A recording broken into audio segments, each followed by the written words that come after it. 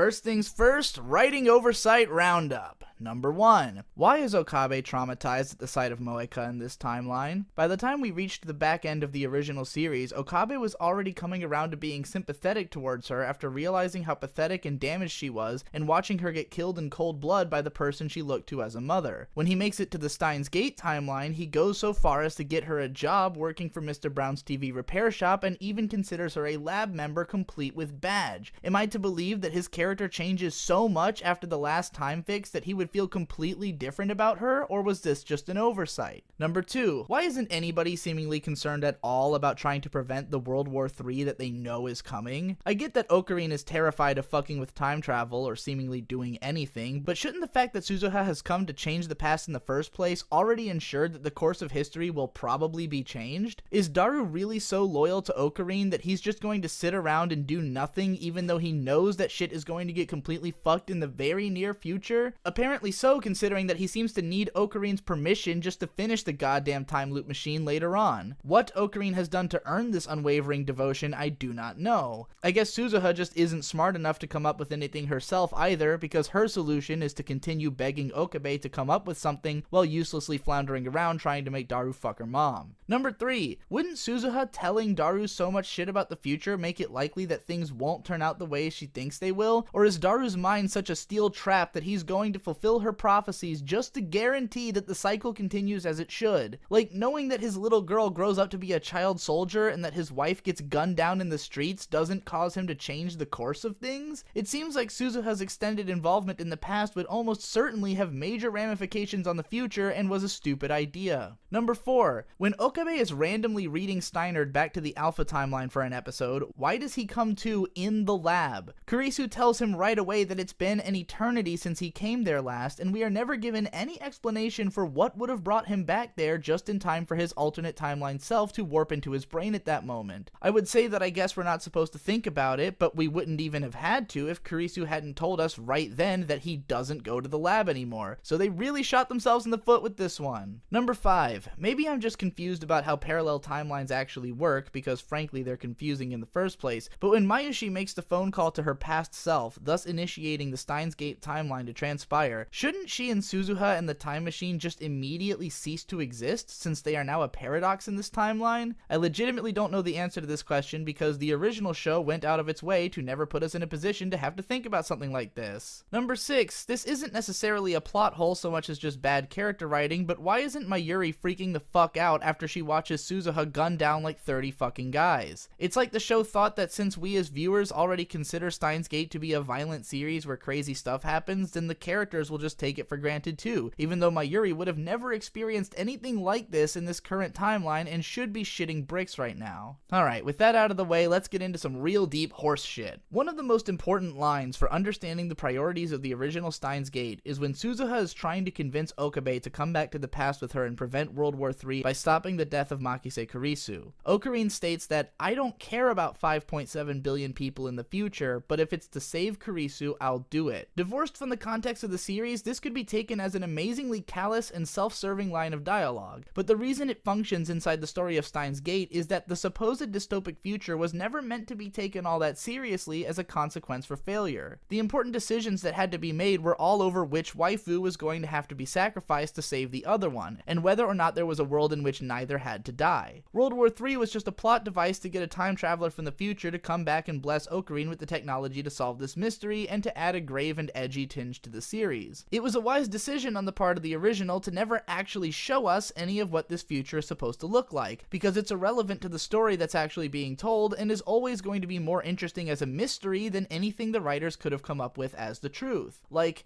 a war fought using or over time travel technology? What would that even look like, and why wouldn't it have ramifications even earlier in the timeline? How exactly does CERN manage to form a dystopia in the wake of that destruction, and did they intend for it? It doesn't matter, because the whole concept is hokey in the first place, and trying to flesh out the universe of Steins Gate beyond the confines of the story it exists in would instantly break it, which is exactly why the original kindly asked you not to do so by keeping its science brisk and goofy. So of course, Steins Gate Zero goes out of its way to try and explain how all of this shit goes down, and immediately it's the dumbest possible interpretation that you could have asked for. Right from the first time we cut to a future vision, the artwork alone is cringeworthy. Apparently the characters are still just fucking bumming around the bombed out ruins of Akihabara, subsisting off of God knows what, while random bands of CERN soldiers just patrol the streets for no discernible reason. I'm not sure where these writers got their definition of dystopia, but this ain't that. Already, this raises so many stupid questions that I'm sure I don't even need to ask, because the answer is that they didn't give any of it a single iota of thought. I would have said that this is the first thing you'd come up with if given 5 seconds to describe what the future Suzuha comes from would look like, but I can't imagine anyone being dumb enough to even suggest this. The next time we cut to the future, we're witnessing a piece of Kaguri's backstory in which Mayushi informs her that she's officially filled out all the paperwork to have her as an adoptive daughter. Bitch, who in the fuck are you submitting paperwork to? There is no society. You are part of an underground resistance of like 10 people living in a bombed out building. There is no child services in this goddamn hellhole. So then, towards the back of the series, Ocarine time leaps into the future for some reason so asinine that I couldn't even retain it through all my seething anger, and this is where the shit really gets ridiculous. First of all, Ocarine has apparently been in a coma for 11 years just on some random hospital bed in some random bombed out building in the middle of the city with Amadeus watching over and monitoring him, I guess. Don't know why they didn't just have him at the home base as opposed to this,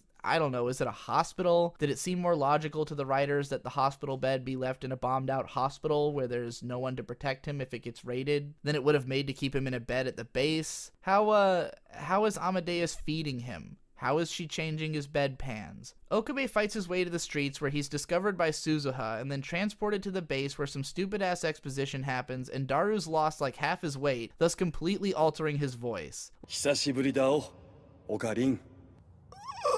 Like, okay, Daru's voice was always kind of an offensive stereotype of a fat guy voice, and that was kind of meant to be taken in stride as one more aspect of tongue-in-cheek otaku ribbing, which kept the tone unserious, but apparently if he loses the weight, his voice will just change entirely. We're doubling down on the fat joke. After this, the characters go on some kind of transport mission for reasons I can't remember because my brain kernels were being turned into popcorn around here, but this is when we get to witness the single worst thing that could have possibly happened. Ferris fucking Nyan and Rukako turned into badass action heroes. First of all, it's been like 25 years and neither of them appears to have aged a goddamn day. But also, they've somehow survived the nuclear apocalypse and constant warfare to become candy hair-colored gun-kata warriors. Fucking barf.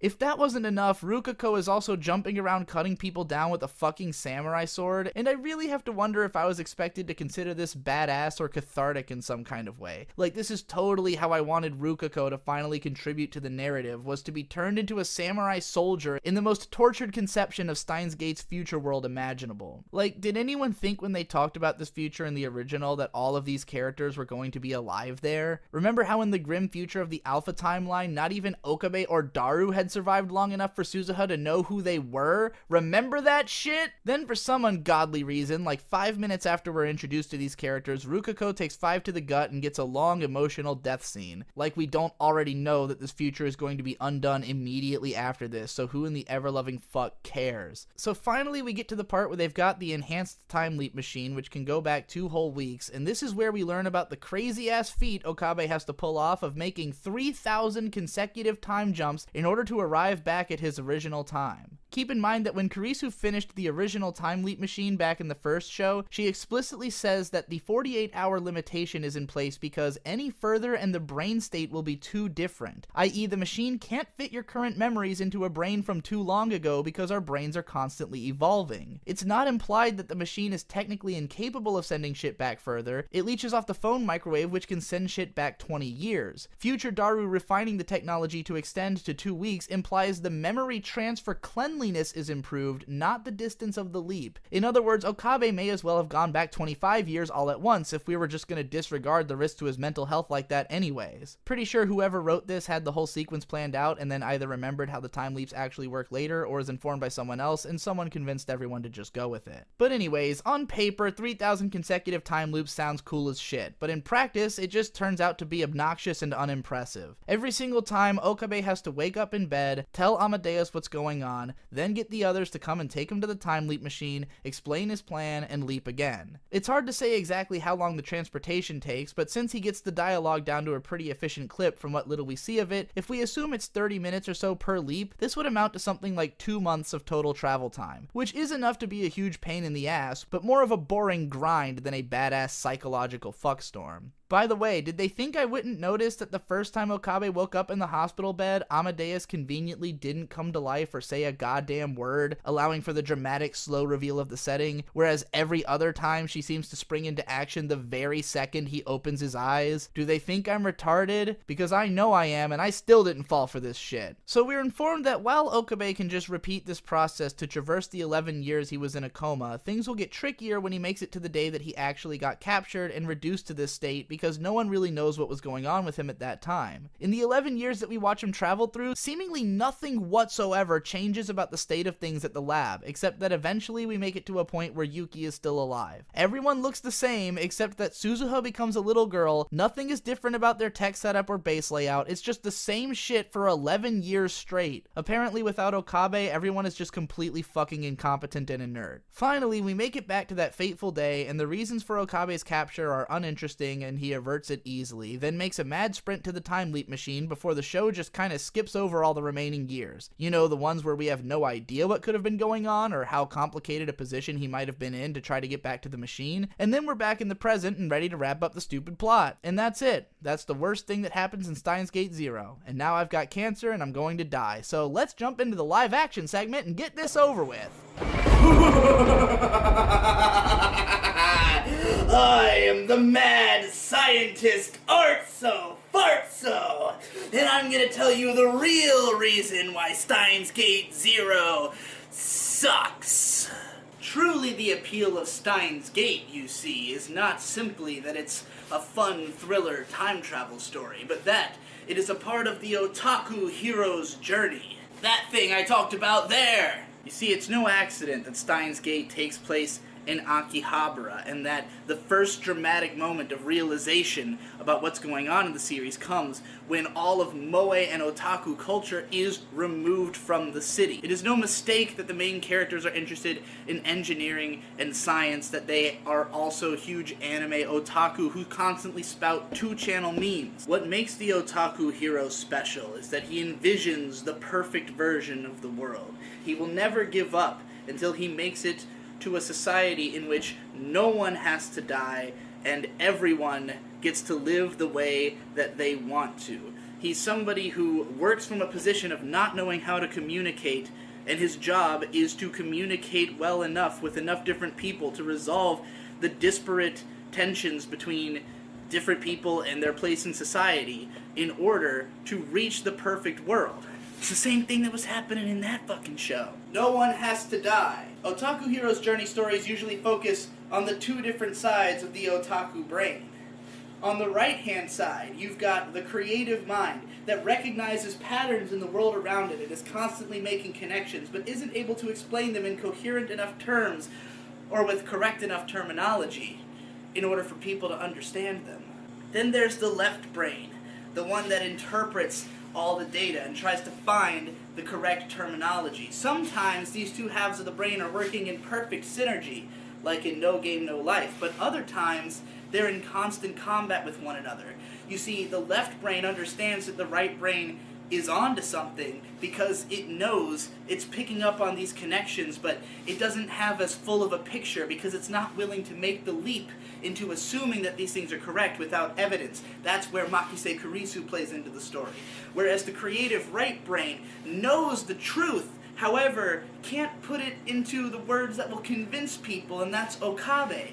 And this show explores it even further by having characters like Mayushi, who is so right-brained in her thinking that she might actually understand what's going on better than anyone else. Her emotional intelligence is more powerful, and she's able to resolve people's feelings more easily. However, she has no way of putting it into the correct words. She does not know how to communicate that kind of way. And then you've got someone like Daru, who's not particularly visionary. He has lots of data that he collects, but he doesn't really try to think beyond what he currently knows. Kurisu is a little bit more skewed towards the Okabe side. She understands that his vision theoretically might be correct, but she's constantly trying to crunch those numbers, whereas Daru just won't even believe it until the numbers are in front of him. That's why you need all four of them, in order to truly make it all the way to Steins Gate. The final ending! Assistant?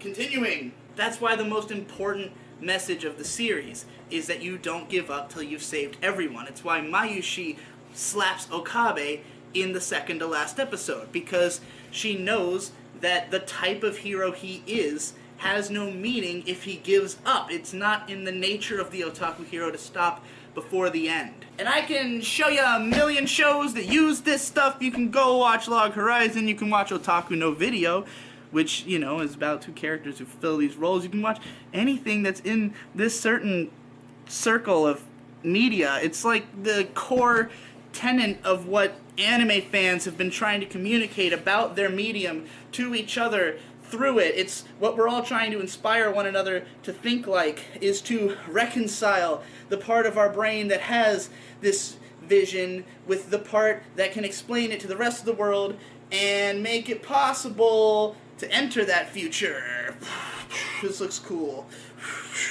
But nobody just wants to be preached and proselytized to. We are otaku. We want to see cute girls.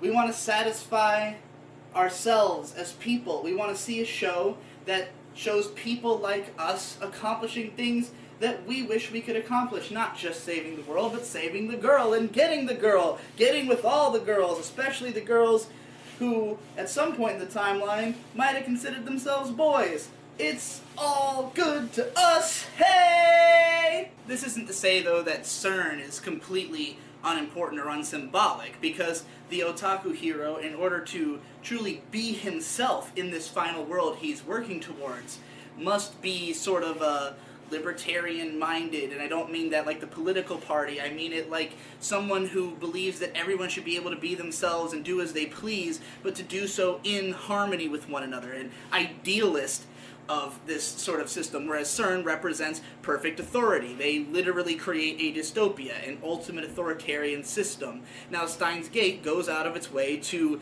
have that symbolism in there, but not to concern itself with it too much, because it's just not the kind of story it is. It's a dating sim adaptation. It's more about the girls. But the point that I'm getting at here is that Steins Gate has an emotional core. Everything in the show revolves around what it's trying to say, and about whom. It is about a group of otaku, what kind of world they're trying to get to, what kind of problems they face in trying to reach that world, and the hilarious, wacky science that they use to get there. And the thing is, while I've been saying all throughout this that the science in Steins Gate is bullshit, it also is as close to true as it could be. Nerds who watch the show love to talk about how a lot of its appeal comes from the fact that it's almost believable. Now, obviously, it's not possible because that phone microwave didn't take me to the fucking past. And if it could, someone would have built it by now. So that, you know, it is bullshit, but it's grounded bullshit. It's grounded in the kind of stuff nerds think about and talk about on sites like 2channel. And this is really why Steins Gate Zero is so disappointing, because it just doesn't have any of this. It doesn't care about what the story means. It doesn't care about what makes it unique and special or who it's intended to reach. It's just Steins Gate fanfiction. It's just taking those characters and that world and attempting to flesh them out, but doing so with no consideration for what the story was about. It was about the otaku hero's journey. Steins Gate Zero is about zero. It's about nothing. It's fucking pointless. And it sucks. You've been watching Steins Gate Zero Sucks! Right here on the Digibro channel, which also does video game analysis now on the I Am Games channel. So check that out. We live stream 3 times a week. It's a busy schedule. Got a lot going on. I just spent $700 on heating oil. I need your money, so